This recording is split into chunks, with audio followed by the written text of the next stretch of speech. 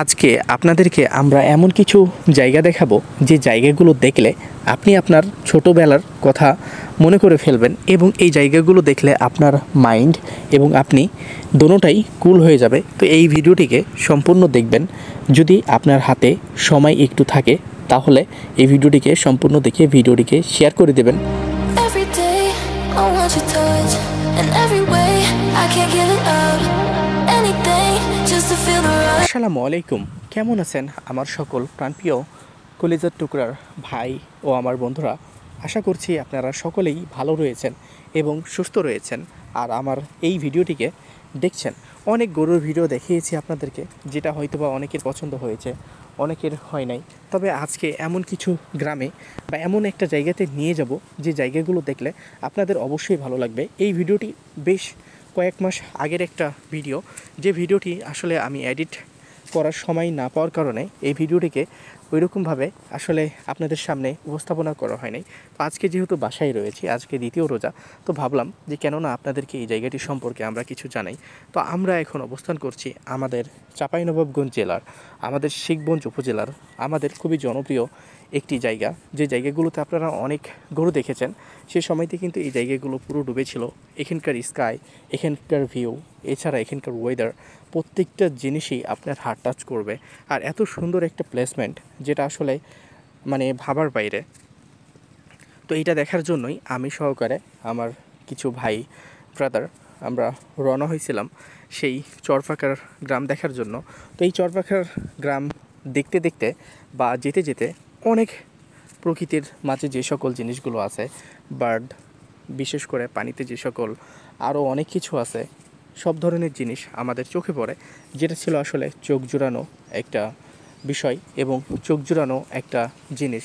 তো আপনারা যদি এই দৃশ্যগুলোকে ফিল করতে চান তাহলে আপনারা কোন সময় আসবেন সেটা তো অবশ্যই বলবো। তার আগে আপনাদেরকে একটা কথা আমি বলতে চাই, যে বিশেষ করে যারা আমাদের এই পেজে বা আমাদের ইউটিউব চ্যানেলে নতুন সদস্য, দয়া করে আমাদের চ্যানেলটিকে সাবস্ক্রাইব করে আমাদের পাশে থাকবেন এবং আমাদের উৎসাহ যোগাবেন, যেন নেক্সটে আমরা আরও ভালো কিছু আমাদের জেলার এবং আমাদের জেলার শুধু না, আমাদের জেলার বাইরেও যেন আমরা যাইতে পারি এবং আপনাদেরকে ভালো ভালো জায়গাগুলো দেখাতে পারি। দেখেন, প্রত্যেকটা বাসা কিন্তু নদীতে ডুবে গেছে, তারপরও কিন্তু এরা এই পদ্মা নদীর চর, হচ্ছে যে পদ্মা নদীর মধ্যখান থেকে এরা বাসা ভেঙে যেতে চায় না কেন? তো এরা চায় যে এদের জায়গাগুলো ডুবে যাক।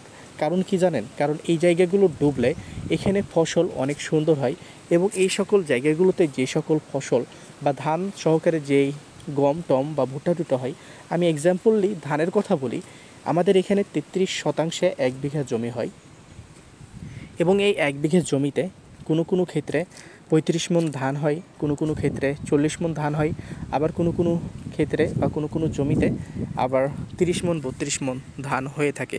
এই জমিগুলো আপনারা হয়তো বা কাজে পাবেন না, বাট এই জমিগুলো কিন্তু সোনা হওয়ার কারণ হচ্ছে একটাই, কারণ এই জমিগুলো প্রতি বছরের বছর বা প্রতি বছরের পর বছর এই জমিগুলোতে পানি উঠে যায়।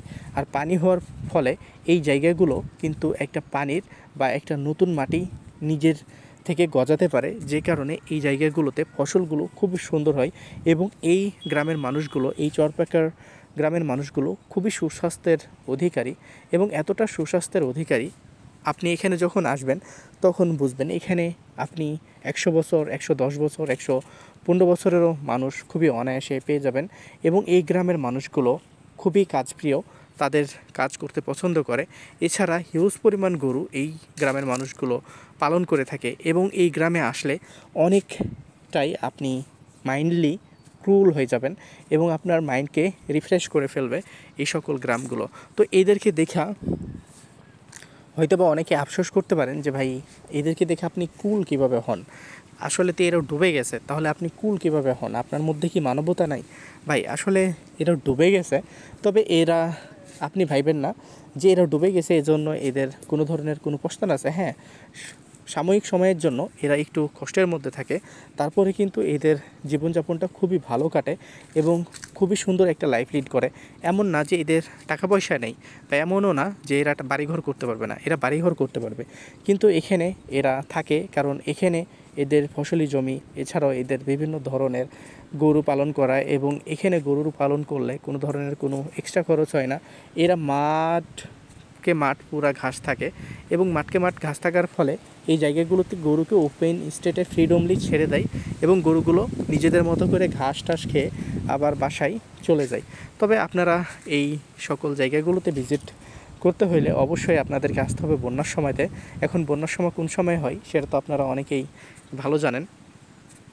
প্রত্যেকটা বিষয় কিন্তু আর প্রত্যেকটা প্লেসমেন্ট আপনার হার্ট টাচ করবে, এতটুক ভরসা আমি আপনাদেরকে দিচ্ছি। পার্সোনালি এই জায়গাটা আমার কাছে খুব ভালো লাগছে। এছাড়াও অনেক কাশফুল, এই যে ছোট ছোট বাচ্চারা দেখেন, এই পুরো নদীকে সাঁতার দিয়ে চলে যেতে পারবে। এই পুরো নদীটা প্রায় 15 কিলোমিটারের উপরে, এই 15 কিলোমিটারের উপরে কিন্তু এরা সাঁতার কাটতে পারে, এবং সাঁতার কেটে কিন্তু এরা যাতায়াত করতে পারে। এই ছোট ছোট বাচ্চাগুলো যাদের বয়স 10, 8, কারো বয়স 13, 12, এইরকম অনেক পুচ্ছি পোলাপান পেয়ে যাবেন এখানে এরকম নদীতে বা পদ্মা নদীতে সাঁতার কাটে। এছাড়াও আশেপাশের যে দৃশ্যটা বা আশেপাশের যে জায়গাগুলো ছিল, কাশফুলগুলো ছিল, সেগুলো কিন্তু দেখার মতো ছিল। যদিও সে সময়তে গরম অনেকটাই বেশি ছিল, তারপরও কিন্তু এই কাশফুলের যে সুন্দরতা আর নদীর যে বাতাস আপনার শরীরকে পুরোপুরি জড়িয়ে ফেলবে, এবং পুরোপুরিভাবে আপনাকে আউট অফ মাইন্ড করে দিবে। আউট অফ মাইন্ড করার পরে আপনাকে একটা রিল্যাক্স দিবে এবং একটা রিফ্রেশ মাইন্ড দিবে। তো যাই হোক, আপনারা অনেকেই আমার অনেক ভিডিওই দেখেন, আপনাদেরকে অসংখ্য ধন্যবাদ আমার ভিডিওগুলো দেখার জন্য। কারণ আপনারা না হলে আমি হয়তোবা এই যে আজকে আমাদের 34,000 প্লাস ফেসবুক পেজে ফলোয়ার হয়েছে, এটা হয়তোবা হইতো না। তবে এর মধ্যে এই 34,000-এর মধ্যে অনেক ভালো মানুষ এবং অনেক খারাপ মানুষকে নিয়েই আমাকে কাজ করতে হয়। তবে সকল দর্শকরাই বা সকল অডিয়েন্সরাই কিন্তু আমার ভাই এবং আমার বন্ধু। তো অবশ্যই কারো বিষয়ে যদি কোনো অভিযোগ থাকে আমাকে কমেন্ট বক্সে বলবেন, বা আমার বিষয়ে যদি কোনো আমার উপস্থাপনা বা আমার রিপ্রেজেন্ট যদি খারাপ থাকে তাহলে আমাকে এটা বলবেন। আমি যেহেতু শিখতেছি, তো একটা সময় ইনশাআল্লাহ আমি ভালো কিছু করব। আপনাদের দোয়া এবং আপনাদের ভালোবাসা থাকলে আপনারা এটা ভরসা রাখতে পারেন আমার উপরে। তো যাই হোক, আপনারা ভালো থাকবেন, সুস্থ থাকবেন, পাশাপাশি আপনারা আমাদের পেজের সাথে থাকবেন। তো এখন আমরা চলে আসছি ঠোঁটাপাড়া গ্রামে। এই ঠোঁটাপাড়ার গ্রামটি কিন্তু গরুর জন্য খুবই জনপ্রিয় বা খুবই বিখ্যাত একটি গ্রাম, এই ঠোঁটাপাড়ার গ্রাম। তো ভালো থাকবেন, সুস্থ থাকবেন। এছাড়াও এখানে টাটকা নদীর মাছ খেতে হলে এখানে আসতে হবে আপনাকে।